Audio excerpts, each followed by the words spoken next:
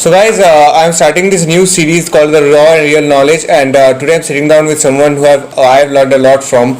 And before I start this interview, I wanna just start this interview by asking about giving a short introduction of yourself, so that First of all, thank you for having me, Shobik.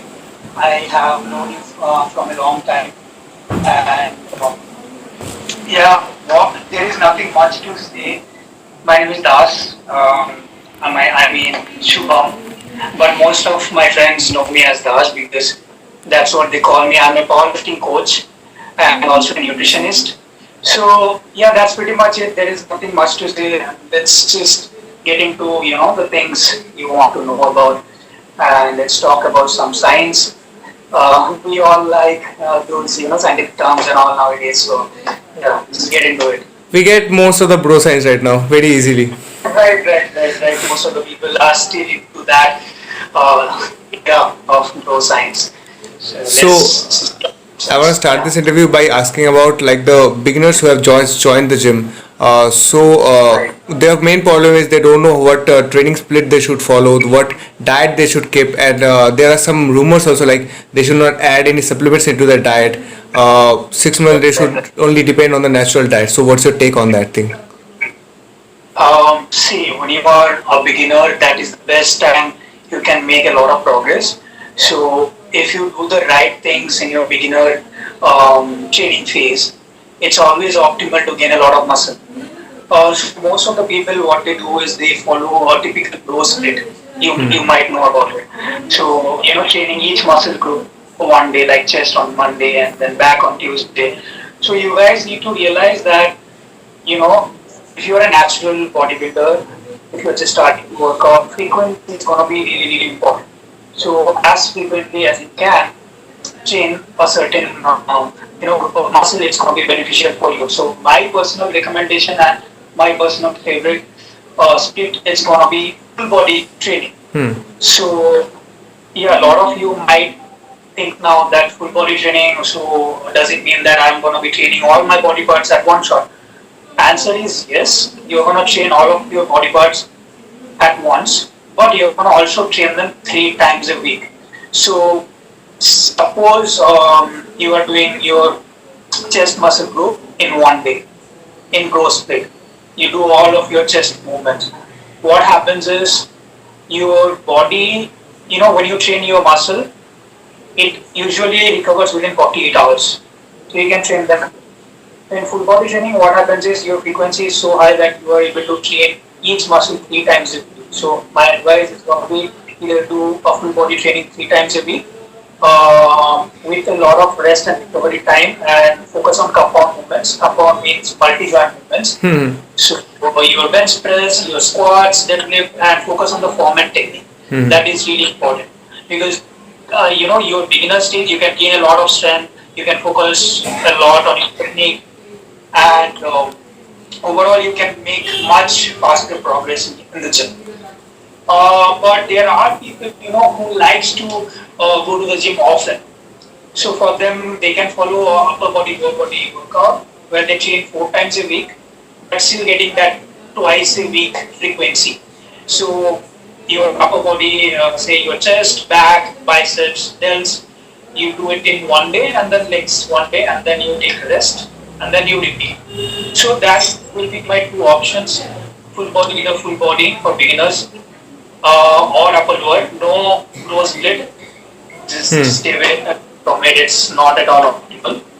Now, when it comes to the diet part, so it all depends on calories in versus calories are out, depending on your goal. If you want to bulk up, if you are an ectomorph, you want to put on size, you have to know how much calories your body require, and based on that, you go on a surplus. If you want to, drop some body fat percentage, you want to be on a calorie deficit with optimal amount of protein, carbs, and fat intake. Those we can discuss about later in the video, Hmm. and we can clarify all the doubts. And when it comes to, I think you asked me about supplements, right? So you have to understand the 1 minute. 1 minute. term of supplement, 1 minute. right? Okay. Continue. Yeah. So supplements, you have to understand the term of supplement. Supplement is something when you don't get it from food, right? For example, if you are a vegetarian, if you are not getting enough amount of protein from your diet, what you can do is like you can just supplement with a protein powder, whey protein, concentrate, isolate, something like that. Supplements like vitamin D helps because we hardly go out on sun nowadays, and we don't tan, right? You have to get enough amount of vitamin D also for increasing your testosterone level and all these other things. So supplements are only required when you are deficient about something you are not getting out of from food. So that is my answer. And one more thing is like how much muscle they can put on in an year, like the beginner phase, some say that they can put on a lot of muscle. They can some say there are various, various rumors and various speculation, like they can grow a lot of muscle mass, but that's not a reality when you are doing it in natural, I think. All right. So the thing is, it's kind of true. When you are a beginner, like your body is not used to resistance training, your body is not used to, eat with optimal calorie intake and all these other things, right? And now, to be very honest, this beginner, intermediate, or advanced, this whole thing, it completely depends on your experience and your training, programming, and all those other things. So there might be a guy who is training from say 3 years, right? But he doesn't have that clarification of dieting properly, fitting his macros properly, or he might have just randomly went to the gym and trained just on in one day, randomly hitting numbers and going to failure and just normal workout. He can be considered as a beginner still. But there might be one guy who just trained for 4 months, but immediately his strength and all everything is up all over the place. For an example, say Lex Little. That guy is like 18 years old. He has been training from 1.5 years. His deadlift is 300 kilos, right? So he is already in that advanced stage within 1.5 years of training. So beginner, intermediate, and advanced, it completely depends on your strength, your body composition, how you look. It's not about the time you have been training at the gym. Now coming to the point, when you are a beginner, if you do everything right, your nutrition is on point, that you are getting enough amount of carbs, protein, fats, you are progressing in the gym, progressing overload, and everything you are doing 100% right, then you can possibly gain around 12 to 20 pounds of muscle in your first year of lifting. Yeah, that's quite a lot. So say you start with 145 pounds skinny, you can gain up to 20 pounds, 15 pounds, probably 12 pounds, it also depends on your genetics. So, like if you are already, knowledgeable, you know about the scientific literature and you're just getting into it, but you did your research or you have a trainer to guide you with optimal training program, nutrition and everything, you can target gaining around probably say 1 to 1.5 pounds of muscle per month, right? So you end up getting 15 to 20 pounds of probably lean muscle.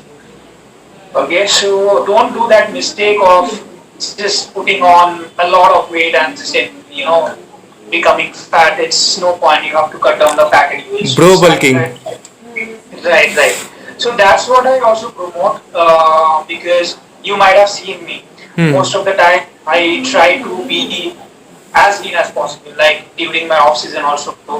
And my focus is like strength. I focus on that aspect also, and I don't like to be very fat. So I don't rush. Like from last 3 years, I probably have gained around 3 to 4 kg muscle. That's it. That's the sad part of training for such a long time. Right? You can't gain drastic muscle mass.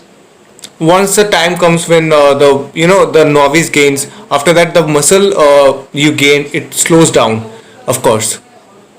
It slows down. So, say I'm a beginner and I know everything. I have a good coach. Say I have hired Jeff Nippard for my training, and he is gonna do everything optimally, 100%, right?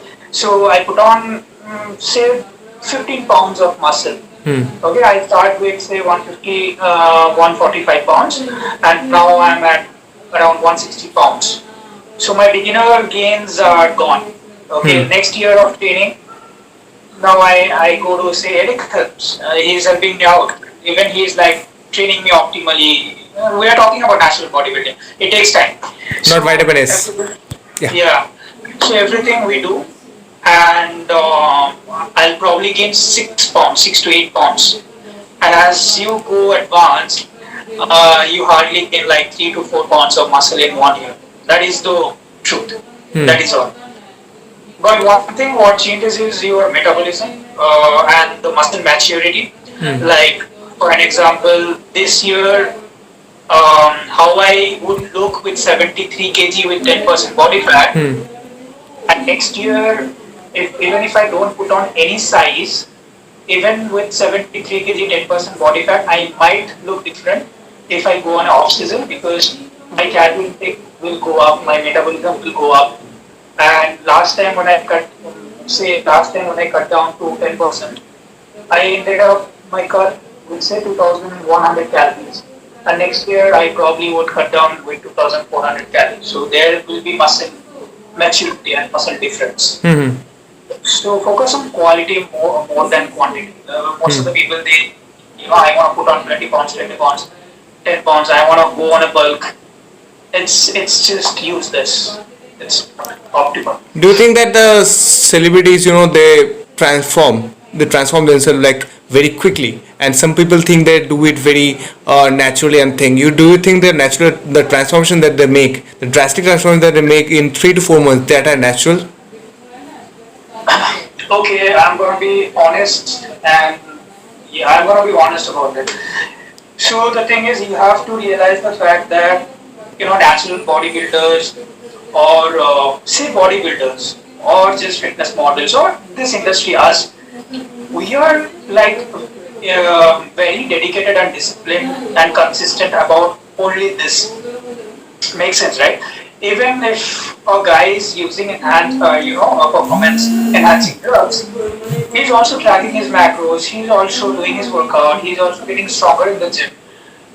He's not cheating much on when it comes to food and stuff. He's consistent and disciplined. But when it comes to all these celebrities, they have a different life, they have a Hmm. different job, they have a different commitment, right? They do a photo shoot, they have to go for advertisement. Say, they don't have a particular routine.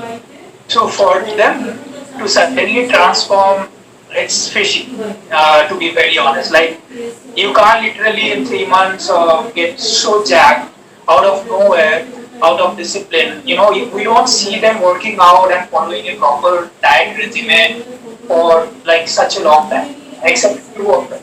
Say John Abraham, Tiger Shroff, and all. They are very particular about their diet.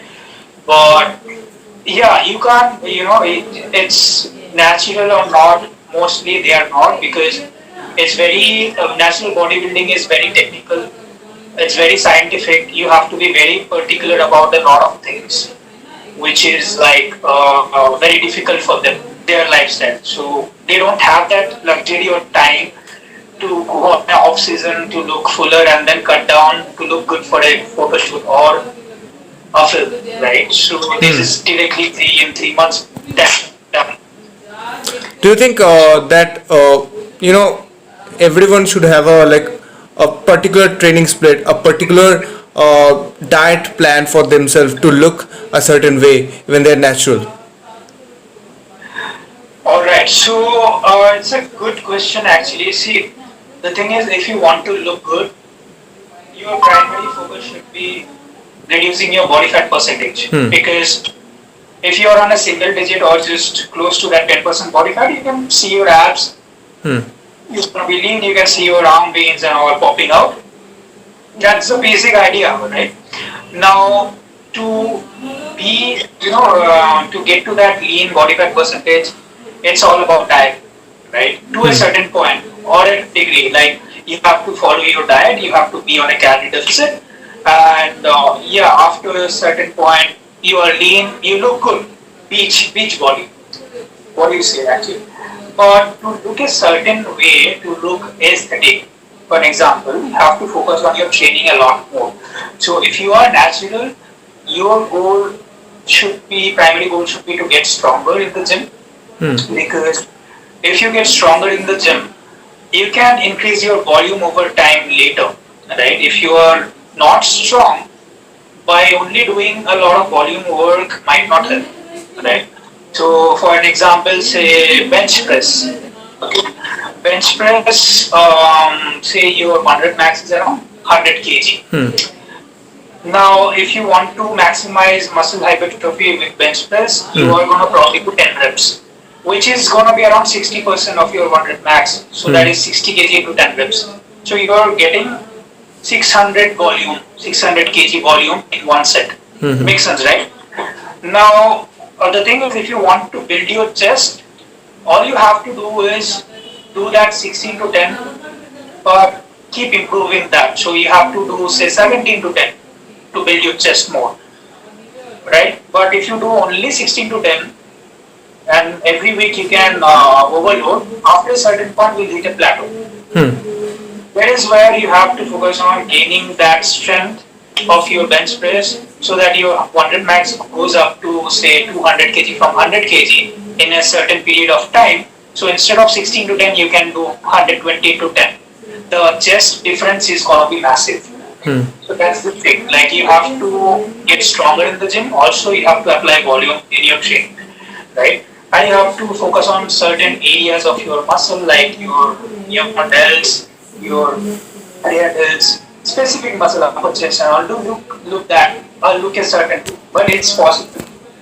But yeah, proper training regimen is definitely required. You have to track your workout. You have to periodize your workout. You have to make sure that you are overloading your muscles week by week.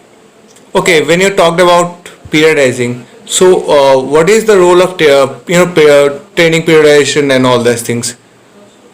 All right. So periodization is like mostly power lifters they use it. Periodization. There are a lot of forms like linear, reverse linear, DUP, daily angenetic periodization.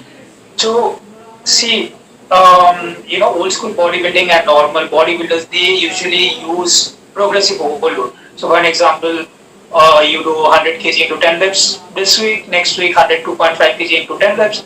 That works. That works just fine. Okay, as long as you are progressing in the gym, it's fine. All you have to do is you have to have a logbook or a tracking thing so that you can track your workout. So over the time you see that how much you're progressing in the gym. It's really important. Okay, otherwise you won't know how much you lifted back then and now how much you're lifting right now, right? But periodization, what it does is, like, for an example, if you want to gain a lot of strength faster, so it kind of gives you a blueprint or a chart. Okay.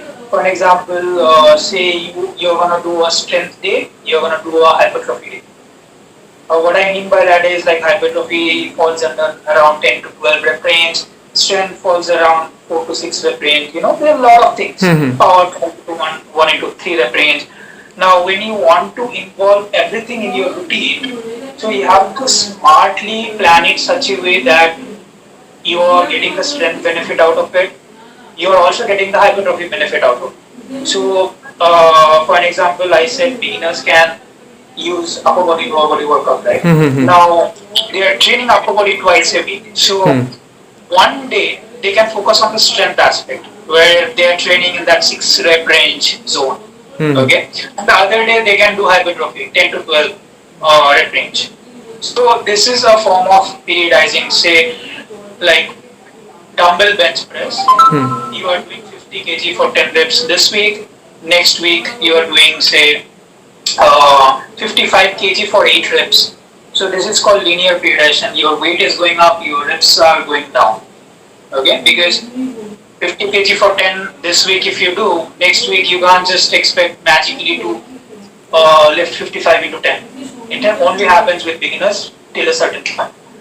But after that, once you hit a plateau, this periodization it comes into play. Okay. So mostly powerlifters use that for increasing their squat, bench, and deadlift. by undulating their lifts like squat. Once they are going to lift heavy, once they're going to do speed work, power work, once they're going to do hypertrophy stuff. So it's really important to figure out your way slowly into it. Initially, focus overload, then periodize, start linear periodizing, learn about reverse linear, probably then DUP if you hit a plan. So So, that is one is of it important for a normal guy who just goes to them to periodize his training splits and all? who see the thing is periodization can be helpful for anyone like beginner Hmm. or intermediate. It's good for anybody, but when you are a beginner, your utmost priority should be progressive overload and structuring your program.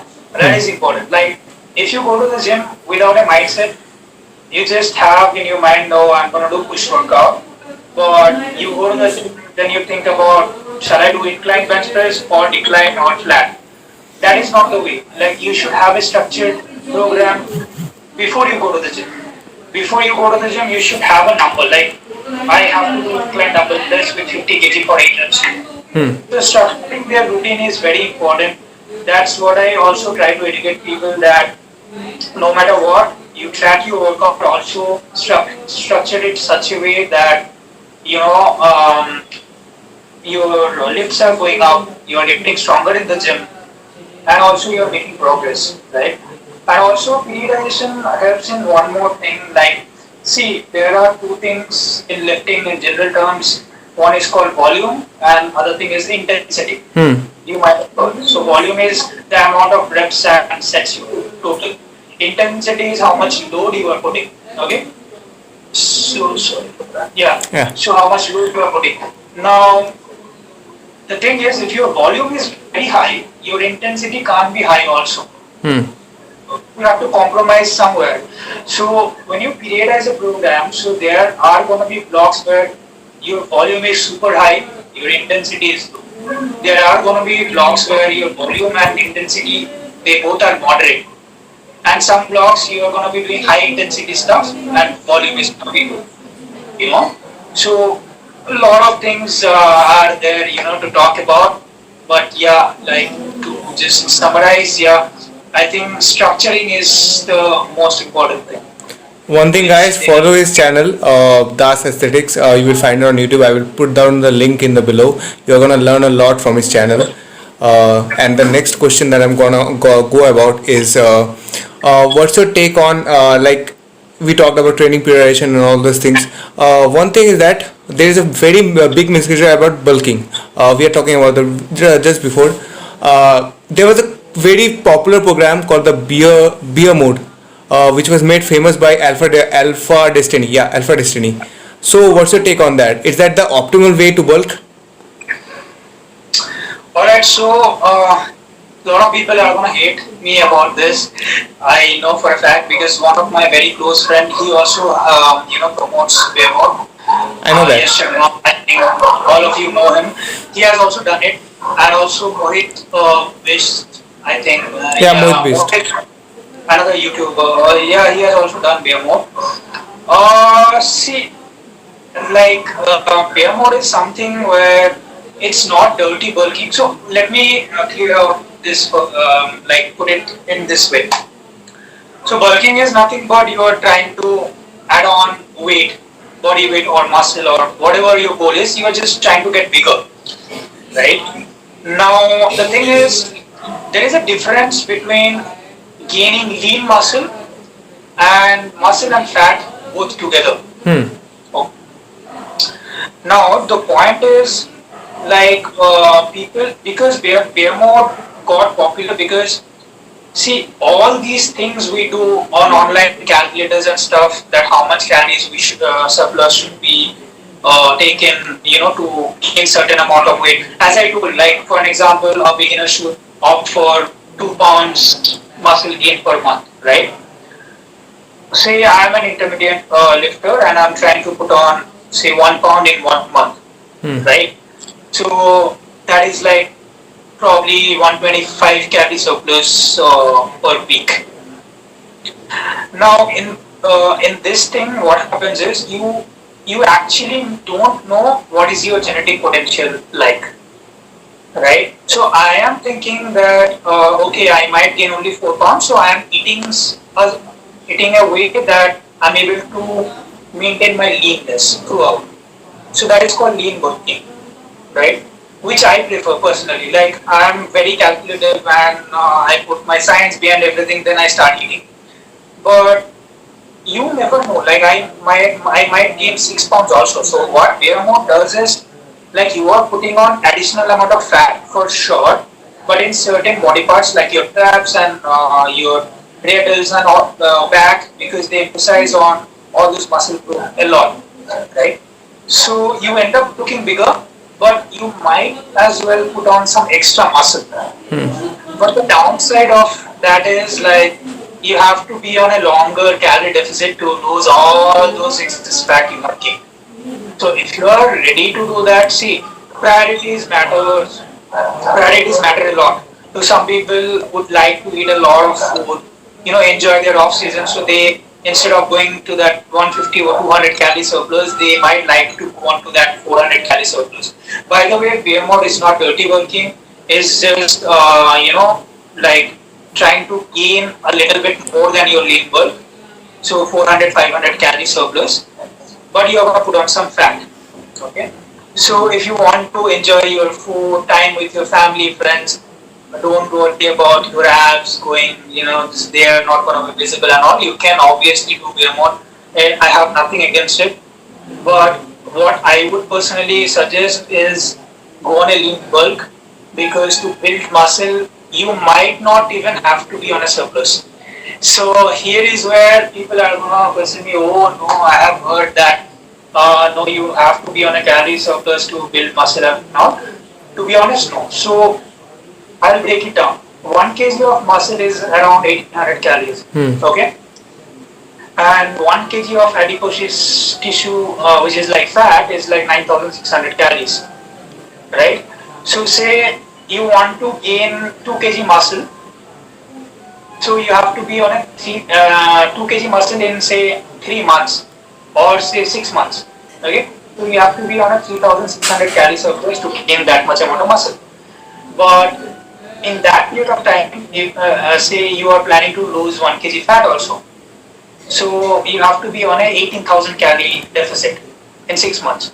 So if you calculate that way, so you have to be on a 3000 calorie deficit per month. Okay, plus your 3600 by 6000. After calculating everything, you will see you are gonna be on like 40 calorie deficit for 6 months, and you can still gain 2 kg muscle and reduce 1 kg fat. I think Jeff Nippard has made a video about it, and which I have applied on myself. Like it's not necessary to be on a surplus to gain muscle. It's not true. If you are progressing in the gym, if your workout is good, optimal training, and your diet is on point with high protein, and you're tracking your macros and everything, you might not even have to be on a calorie surplus to put on muscle, because muscle weight is very like light compared, because it's 70% water, right? So you don't have to be on a surplus. But yeah, if you are on a surplus, the pace is faster, but you also have to realize that you have to cut down later, which is a pain in the ass. Like, so the new series, I think you have watched my episode also. Yeah, body composition, I think. Body recom. So to start off with, I'm not that fat. Like you can see 4 of my abs probably, but I'm not that fat. Right? I'm trying to put on muscle, and which is actually working. My arm size and all is going up, even on at my maintenance calories. So I'm definitely building muscle. So it's not important to be on a surplus, and video mode, I don't support it. I don't support it. So one thing is also that there are major differences in differences in enhanced and natural training. So what are the major differences between training enhanced and training naturally? That's a very good question, to be honest. So see, the thing is, when you are enhanced, it's called performance enhancing drug, right? So you recover faster, right? So, for an example, you train your bench press today with pretty high intensity compared to a natural bodybuilder who might have recovered within like 48 hours. You can recover faster than that. All right. So what happens is if you utilize the drug, you can train pretty frequently, like that same movement because your body is already recovered. Recovery is faster. But the downside of that is when you come off that thing, then your recovery is back to normal. Okay, so the all the strength you have gained or all the volume you have done, like okay, you are on juice. Now I'm gonna train 30 sets of chest because it's recovery. But when you go off, you can't train 30 sets anymore. It's impossible, right? Your body won't recover. So it's not like that. It when you are enhanced, your training volume, you can get away with more volume, and you can build much more muscle pretty like faster than a natural athlete. But the training is like you have to train hard, not train hard, but yeah, you have to train hard in both either ways. But if you're natural, you have to be very scientific, and like you should use RP scale or RIR, reps in reserve, and all those terminology. Whereas if you are enhanced, you can go to failure and still recover. So a lot of other things, but yeah, it's different. Like when you are enhanced, you can get a lot of volume and you can grow faster in the gym. One thing is that you are looking like Greg Doucette at this time. Oh yeah, love his channel, man. Yeah, Amazing me too. content. The Yeah. one more thing is like there are many type of things. You know, one thing about training enhanced is that many people say even if you take anabolics and you sit down at home, you are gonna still gonna gain some muscle. I think people have these rumors. I wish it was true, but it's not true. I have respect for Enhance and Natural and everyone because, see, that is not the case. Olympians or people who are competing on stage, they work their ass off day in and day out, every single day. All of those 10 people who are standing on the stage, they have given everything they have. But all of them look different, right? So it's not true that you're gonna sit at home and still gain muscle. It's not true because There was a yeah, research there are paper. a There lot was of a research research. paper, I think, where some research was done. Few people were given steroids and the same diet and Yeah, all that, and the other group was natural. They were also sitting at home. I think you've read this study paper, right? right. I have read about those. Yeah, Yeah. yeah. After that, there was many misconceptions about people that you can still gain muscle, a few pounds of muscle, even sitting down at home if you take anabolics. See, the thing is, there is a thing called noob gains. You Hmm. already know about it, right? Hmm. Now, for an example, someone puts me on, say, a juice, okay, Hmm. a base, call it as whatever it is, the basic thing for such amount. Now, my natural test level, okay, is like somewhere around 800 to 900 mg per dl, naturally. Hmm. Now, when you are taking it from outside, it becomes 5 times more. Now, it's an initial dose, like you have never taken it, something is getting inside your body. So even if you don't do anything, yeah, initially you are gonna put on some muscle because it's not like you're gonna sleep at home. You're gonna do some movements, something or another. You'll cook or you'll pick up something from ground. You're gonna walk. You're using your legs. Something or another you'll do. But okay, for say you didn't do anything, but you still put on 3 kg muscle. That is according to the research of I don't know Eric Helms. Hmm. I think they did it. I don't recall, but you put on 3 kg muscle compared to a natural lifter. In 6 months, they are putting on 3 kg muscle. Fine, you put on that 3 kg muscle, but the next time when you take or you go off, that 3 kg muscle will go off. It's not gonna stay because you didn't do shit. Okay, so it's gonna go away. But next time when you take your binding receptors in your body, like it's already used to that compound. So you are not gonna put on anything. It's not like that. So to get to that body composition, you obviously have to work hard.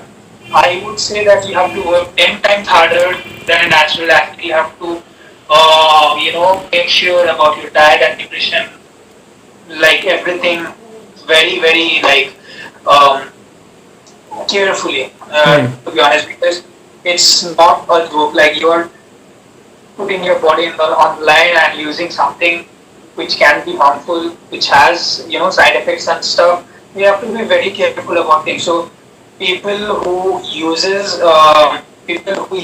all these things, yeah, they have an advantage, but also comes with some Some other things disadvantage. Yeah, like right. whatever.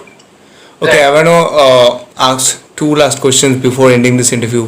One thing is like, what would your recommendations, like what to educate themselves?